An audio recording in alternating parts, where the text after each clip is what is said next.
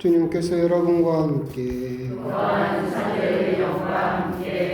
루카가 전한 거룩한 복음입니다. 주님 영광 받으소서.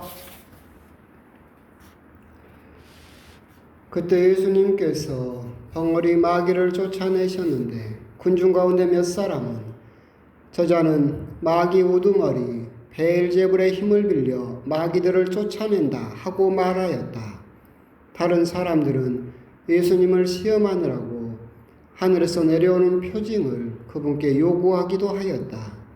예수님께서는 그들의 생각을 아시고 이렇게 말씀하셨다. 어느 나라든지 서로 갈라서면 망하고 집들도 무너진다. 사탄도 서로 갈라서면 그의 나라가 어떻게 버티어내겠느냐. 그런데도 너희는 내가 베엘제불의 힘을 빌려 마귀들을 쫓아낸다고 말한다. 내가 만일 베엘제불의 힘을 빌려 마귀들을 쫓아낸다면 너희의 아들들은 누구의 힘을 빌려 마귀들을 쫓아낸다는 말이냐? 그러니 바로 그들이 너희의 재판관이 될 것이다. 그러나 내가 하느님의 손가락으로 마귀들을 쫓아내는 것이면 하느님의 나라가 이미 너희에게 와 있는 것이다. 힘센 자가 완전히 무장하고 자기 저택을 지키면 그의 재산은 안전하다. 그러나 더 힘센 자가 덤벼들어 그를 이기면 그 자는 그가 의지하던 무장을 빼앗고 저희끼리 전리품을 나눈다. 내 편에 서지 않는 자는 나를 반대하는 자이고 나와 함께 모아들이지 않는 자는 흩어버리는 자다. 더러운 영이 사람에게서 나가면 쉴 데를 찾아 물 없는 곳을 돌아다니지만 찾지 못한다. 그때 그는 내가 나온 집으로 돌아가야지 하고 말한다. 그러고는 가서 그 집이 말끔히 치워지고 정돈되어 있는 것을 보게 된다. 그러면 다시 나와 자기보다 더 악한 영 7을 데리고 그 집에 들어가 자리를 잡는다. 그리하여 그 사람의 끝이 처음보다 더 나빠진다. 주님의 말씀입니다. 그리스도님 찬양합니다. 참 예수님. 추석 긴 연휴 명절은 잘 보내셨습니까? 네. 어차피 또 내일 또 할 인사긴 한데 뭐 흡족하셨습니까? 아쉬우셨습니까? 다행입니다. 싸움 안 했습니까? 다행입니다. 안 하셔서 긴 명절이었고 또 어떻게 보면 또 뭐 아직 추수가 되진 않아서 풍족하다라고 하기는 그렇지만 가을이 되면서 날씨도 변한 것이 느껴지고 그러면서 우리 마음도 이제 조금씩 또 여유로워지는 그런 또 추석에 7일이나 되는 긴 시간 동안 또 여러 가지로 생각도 하시고 또 반가운 얼굴도 보셨고 그런 또 좋은 시간들이 되셨으리라고 생각을 합니다. 또 추석 지나고 사실은 저도 뭐 추석 화요일 미사가 없었지만 기대를 했었습니다. 무슨 기대를 했냐면 이번 주일이 군인 주일입니다. 그럼 군인 주일 하면 항상 동영상이 옵니다. 그래서 추석 때 부담 없이 쉴 수 있겠구나. 주일에 동영상 군인 주일을 틀어드리고 강론 준비 안 해도 되겠구나 라고 했는데 동영상이 왔습니다. 그런데 2분도 안 됩니다. 망했습니다. 아니 동영상을 찍어서 보내려면 적어도 한 7분 8분짜리를 보내줘야 강론 대신 할 거 아니에요. 2분도 안 되는 걸 보내주면 어떡하라고. 강론을 하란 말이에요, 말란 말이에요. 그죠? 참 애매하다라는 또 발등에 불이 떨어지는 그런 또 날이기도 했습니다. 강론하기 전에 그냥 할 말도 없고 해서 심심해서 드리는 말씀입니다. 오늘 이제 복음은 이제 마귀를 쫓아내고 사실은 이제 하느님의 나라가 이미 너희에게 와 있는 것이다. 하느님의 나라는 우리가 생각하는 것처럼 어떤 뭐 왕이 다스리고 뭐 체제가 갖추어지고 그런 것이 아니라 하느님의 나라의 궁극적인 의미는 하느님의 다스리심입니다. 그러니까 하느님께서 직접 우리 일상사를 당신이 다스리신다라는 의미를 가지고 있고 그 하느님의 나라가 이미 예수님께서 마귀들을 쫓아내시던 그 순간 이미 하느님의 나라가 나중에 뭐 몇월 며칠 뭐 휴거니 뭐니 그때 오는 것이 아니라 이미 예수님이 오셨을 때 하느님의 다스리심은 이미 우리들에게 시작되었다. 아직 완성이 안 되었을 뿐이지 하느님의 다스리심, 직접적인 개입은 이미 그때부터 시작이 되었다라고 하는 것이 오늘 복음의 핵심이겠죠. 오늘 복음을 이제 조금 천천히 보게 되면 베엘제불이라는 이름이 계속해서 나옵니다.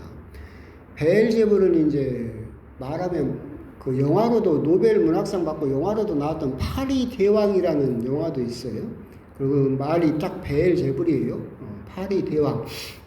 원래 이제 그 구약 여러분들이 성경을 보시면 이스라엘 사람들이 계속해서 유혹에 넘어가던 이방 신 중에 대표적인 신이 바알입니다.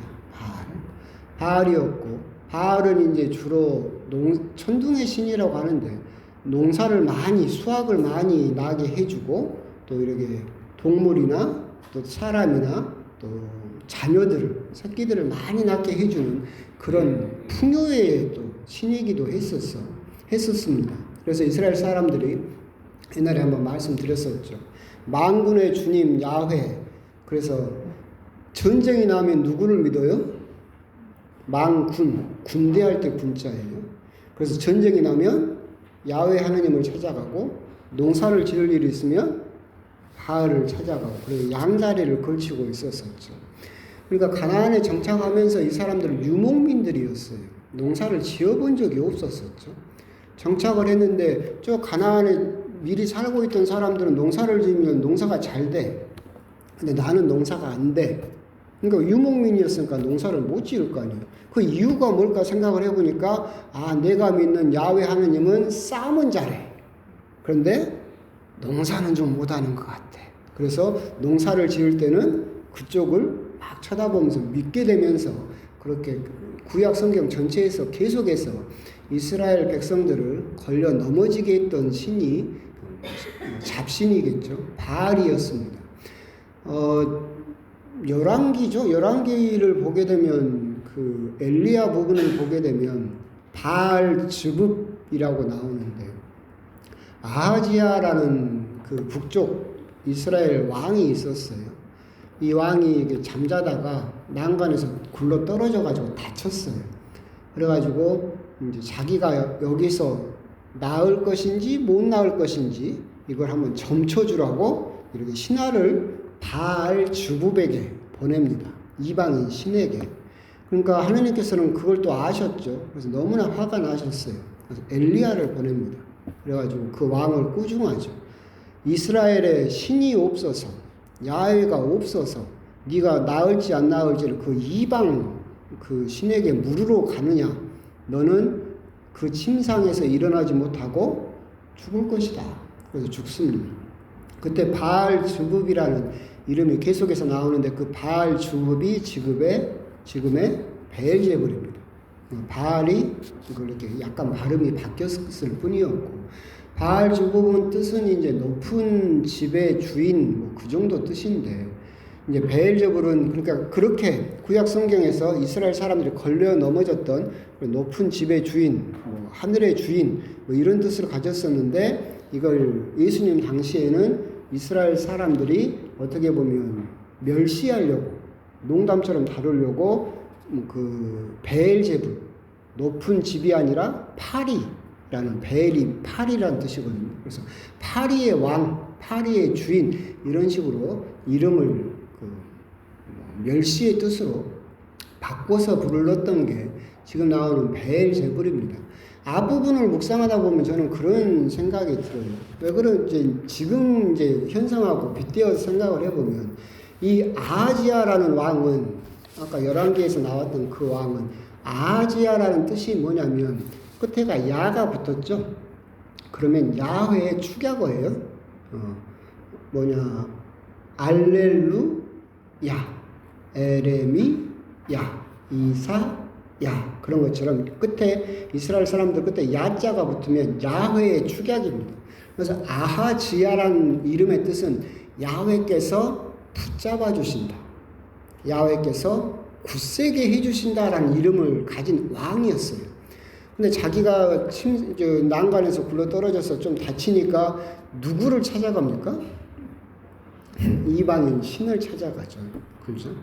그걸 묵상하다 보면 지금 어떤 생각이 드냐면 많은 신자들이 하나님을 믿는다 그러면서 세례명을 받았죠.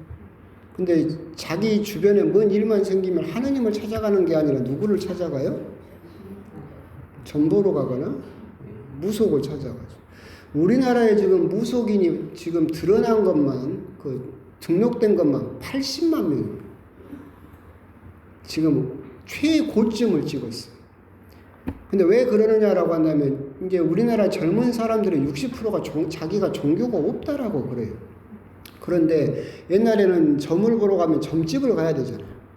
눈치 보이잖아요. 근데 요즘은 핸드폰으로 다 봐요. 핸드폰으로 몇천 원, 몇만 원만 내면 막 점을 다 보여주고 하기 때문에 아주 지금 우리나라 무속 시장이 엄청나게 커져버렸고 우리 젊은 사람들도 자기 인생이나 그런 고민을 진지하게 하는 것이 아니라 그런 무당들에게 핸드폰을 통해서 몇천 원, 몇만 원 주면서 내가 나을까요, 안 나을까요? 그 아하지야가 물어봤던 것처럼 그렇게 물어보는 모습. 우리 하느님을 믿는다라고 하면서도 사실 그런 모습을 보이는 경우가 많이 있다. 옛날에 이제 어떤 본당에서 우리 신자가 나한테 끝내면 누군지는 말을 안 해줬는데 아랫집에 이제 윗집에 무당집이 있었고 아랫집에 뭔 일이 있어서 찾아갔대요. 그래서 차를 세고 딱 내리니까 위에서 누가 후닥 도망가더래. 그래서 쳐다봤더니 우리 신자가 먼저 그 신자를 보고 들킬까봐 무당집에서 얼른 도망가더래. 뭐 그런 경우도 참 그 아하지야 왕과 참 비슷하지 않을까라는 그런 생각도 들죠.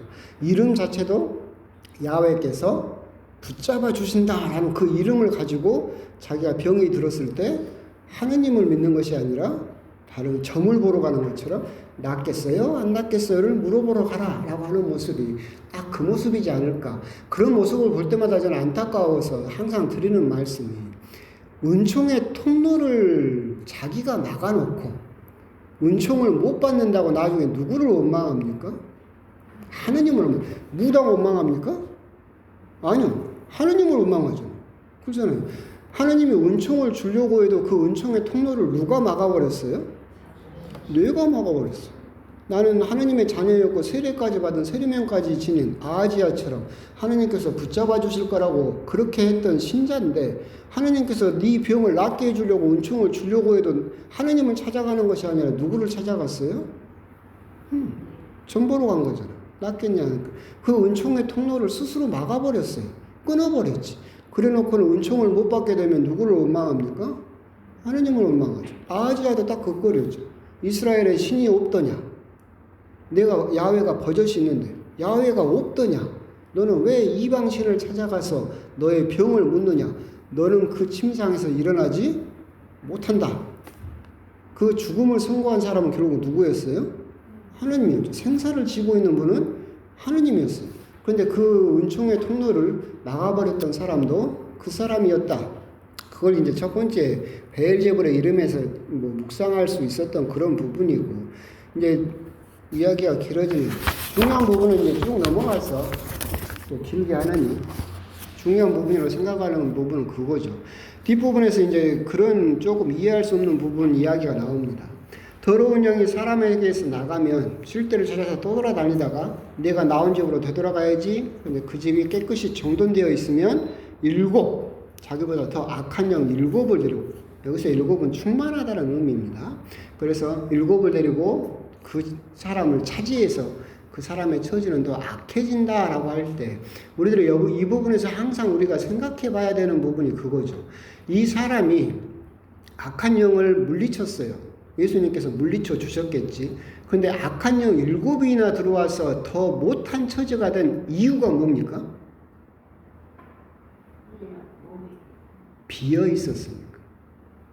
비어 있었습니까? 우리는 이 함정을 우리들은 특히나 우리 한국 사람들 잘 생각을 해야 돼요. 우리들은 정말 많은 요가라든지 묵상이라든지 무슨 그 단이라든지 많은 그런 절에 가면 또 무슨 템플스테이라든지 계속해서 우리는 동양적인 철학 안에서 우리가 영성이라고 한다면 뭘 추구하느냐면 비움을 추구하죠. 비움을 계속 비워라 이야기를 하고 있어요. 근데 이 사람은 비웠죠. 악한 영이 나갔죠. 그래서 그 집이 잘 정돈됐어요. 근데 7명이나 다시 들어올 수 있었던 이유가 뭐예요? 그 집이 비어 있었습니다. 우리 그리스도교의 영성은 비움의 영성이 아니에요. 우리 그리스도교의 영성은 채움의 영성이죠. 예수님의 사랑으로, 예수님의 성령으로 이 집을 채웠으면 악한 영이 들어올 수 있었어요? 없었어요? 없었겠지. 집을 비우고 텅텅 비워놓으니까 그렇게 됐던 거예요. 우리 동양의 영성이라든가 철학이 자꾸 비움에 집중을 하다 보니까 그게 그럴듯해 보여요. 아, 생각을 비우고 망상을 비우고 잡념을 비우면 우리가 깨끗해질 것이다. 깨끗해지겠죠. 하지만 그 상태로 계속 방치해버리면 우리들은 더 못한 처지에 떨어질 수도 있다. 우리 그리스도교 영성도 기도도 여러 개로 구분을 하지만 크게 두 부분으로 구분할 수도 있다라고 그랬죠. 긍정의 길과 부정의 길이 있어요. 긍정의 길은 끊임없이 채우려고 하는 기도가 긍정의 기도예요. 부정의 길은 끊임없이 비우는 기도가 부정의 길이죠. 그래서 부정의 길이라고 부르는데, 부정의 길의 대표적인 기도가 예수의 기도, 향신 기도, 이런 기도가 부정의 기도예요. 생각을 지워버리고 잡념을 끊어버리는 거죠. 그래서 백지 상태로 만들어버리는 거죠. 그 방법이 예수의 기도라든가 향신 기도는 그렇게 비움의 영성이죠. 근데 그리스도교는 이 비움의 영성은 해도 좋아요. 그걸 하지 말라는 건 아니에요. 근데 이게 전부가 돼서는 안 돼요. 다시 주류는 뭐예요? 체험의 영성이에요. 렉시오 디비나라든지 성경 묵상이라든지 자꾸 그런 자기가 예수님 말씀에 집중을 해서 그게 내 삶에 어떤 의미가 있는지를 묵상하는 거, 거룩한 독서라든가 이렇게 채우는 영성으로 다시 합해져야 돼요. 근데 자꾸 비우는 데만 너무 집중을 하면서 그것이 진짜 좋은 영성이라고만 생각을 해버리면 오늘 복음의 뒷부분에 나오는 이 처지에 떨어져 버릴 수 있다. 가나 혼인잔치에서 성모님께서 예수님에게 포도주가 떨어졌다고 압박을 주시죠. 그래서 예수님께서 끝내 거절하셨지만 어쩔 수 없었어요. 어머니가 자꾸 종용을 하니까. 그래서 딱 나가보니까 항아리가 6개가 있었었죠. 항아리 6개가 비어 있었어요. 그러니까 처음으로 예수님께서 하신 명령이 뭐였어요? 물을 채워라. 그리고 그 채워진 물을 뭘로 바꾸셨어요? 포도주로 바꾸셨죠. 예수님 능력이었으면 빈 항아리를 그냥 포도주로 채울 수도 있었겠죠. 근데 그 빈 항아리를 첫 번째로 했던 일은 뭐예요? 물을 채웠어요. 그리고 나서 그 물을 포도주로 바꿨죠. 영성도 똑같아요. 우리가 부정의 길, 비움의 영성이라고 해서 좋아요. 그래서 끊임없이 이 항아리를 비웠어요. 그러면 다시 돌아와서 렉시오 디비나라 성경 묵상이나 이냐시오 기도나 이런 걸 통해서 이걸 여러분들이 뭘로 채워야 돼요? 물로 채워야 돼요. 깨끗한 물로. 그러면 하나님이 그 물을 뭘로 바꿔줘요? 포도주로 바꿔줘요. 이게 그리스도교 영성이에요. 그러니까 우리가 뒷부분에서 여러분들이 정말로 착각하면 안 되는 게 템플스테이라든가 무슨 요가라든가 이런 데서 자꾸 비워야 됩니다. 생각을 비우고 뭘 비우고 이것은 좋은 말이고 그럴듯해 보이지만 그것은 기도의 시작일 뿐이에요. 그것은 우리가 하느님에게 맛들이는 채워가는 과정의 시작일 뿐인데 거기에만 계속해서 머물러 버리게 되면 비워놓고 그죠? 비워놓고 아무 걸로 또 채우지 않으면 결국은 다시 더 못한 처지에 처할 수도 있다라고 하는 거, 그런 점을 우리가 뒷부분에서 곰곰이 또 생각해 볼 필요가 있다. 결국 우리 그리스도교의 영성은 비움으로 시작을 해서 채움으로 가야 된다. 그걸 무슨 채우라고 해서 여러분 욕심으로 채우고 뭐 그걸로 채우라는 의미가 아니라 하느님의 사랑으로 성령으로 채우는 그것이 우리 그리스도교의 올바른 영성의 방향이다. 그런 것들을 뒷부분에서 또 한번 더 곰곰이 묵상을 해 보셨으면 좋겠습니다. 아멘.